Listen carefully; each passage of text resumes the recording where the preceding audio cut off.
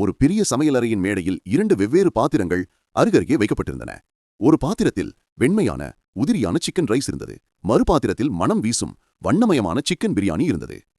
Chicken rice பெருமூச்சு விட்டு, ஆஹா, இன்று நான் மிகவும் சோர்வாக உணர்கிறேன். தினமும் ஒரே வேலைதான், சிக்கனுடன் சேர்ந்து வேக வைக்கப்படுவது. பிரியாணி ஒரு கம்பீரமான குரலில், ஓ என் அன்பே, உனக்கு என்ன தெரியும்? நான் ஒரு கலைப்படைப்பு. ஒவ்வொரு மசாலாவும் ஒவ்வொரு அரிசி தானியமும் ஒரு இசைக்குழுவில் உள்ள கருவிகள் போல வேலை செய்கின்றன. எனது நறுமணமும் சுவையும் ஒரு கவிதை. சிக்கன் ரைஸ் கோபமாக, கவிதையா? நீ என்னிடம் பெருமை பேசுகிறாயா? நீ ஒரு குழப்பமான கலவை. ஆனால் நான் சுத்தமான எளிமையான சுவை. என் நேர்த்தியும் எளிமையும் பலருக்கு பிடித்திருக்கிறது. பிரியாணி சிரித்தது. எளிமையா? அது ஒரு குறைபாடு. நான் பல அடுக்குகளை கொண்ட ஆழமான சுவையை கொண்ட ஒரு பிரபஞ்சம். மக்கள் என் ஒவ்வொரு தானியத்திலும் ஒரு புதிய அனுபவத்தை காண்கிறார்கள். உன் வாசனையும் நிறமும் மக்களை மயக்கும், ஒப்புக்கொள்கிறேன் அப்படின்றது சிக்கன் ரைஸ். ஆனால் நான் எப்போதுமே எல்லா உணவுகளுக்கும் ஏற்ற ஒரு சிறந்த துணை. சாம்பார், ரசம், குழம்பு என எதனோடும் நான் கச்சிதமாக புரிந்துவிடுவேன்.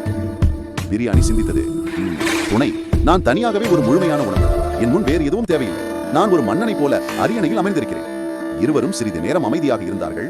ஒருவரை ஒருவர் எடை போட்டார்கள். பிறகு சிக்கன் ரைஸ் மெதுவாக, இருந்தாலும் நாம் இருவரும் ஒரே குடும்பத்தைச் சேர்ந்தவர்கள். அரிசியும் சிக்கனும் நம்முடைய முக்கிய பகுதிகள்.